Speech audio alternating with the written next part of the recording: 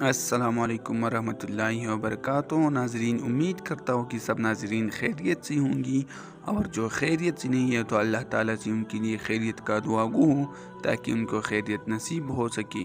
ناظرین، آج ہمارا موضوع ایک چھوٹی سی کہانی ہے جس کا مرکزی خیال ہے رزق صرف اللہ تعالیٰ دیتا ہے۔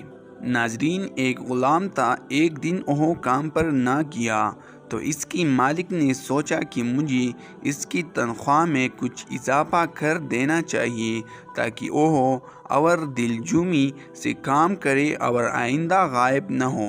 اگلے دن مالک نے اس کی تنخواہ میں زیادہ پیسے اسے دیے جو اس نے خاموشی سے رکھ لیے، لیکن کچھ دنوں بعد وہ دوبارہ غیر حاضر ہوا تو اس کے مالک نے غصے میں آ کر اس کی تنخواہ میں کیا گیا اضافہ ختم کر دیا اور اس کو پہلے والی تنخواہ ہی دی۔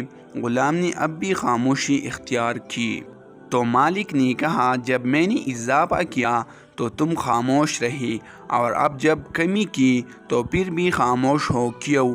تب غلام نے جواب دیا، جب میں پہلے دن غیر حاضر تھا تو اس کی وجہ بچے کی پیدائش تھی، اور آپ کی طرف سے تنخواہ میں اضافے کو میں نے وہ رزق خیال کیا جو وہ اپنے ساتھ لے کر آئے تھے، اور جب میں دوسری مرتبہ غیر حاضر تھا تو اس کی وجہ میری ماں کی وفات تھی، اور آپ کی طرف سے تنخواہ میں کمی کو میں نے وہ رزق خیال کیا جو وہ اپنے ساتھ واپس لے گئی۔ پھر میں اس رزق کی خاطر کیوں پریشان ہوں جس کا ذمہ خود اللہ نے اٹھایا ہوا ہے؟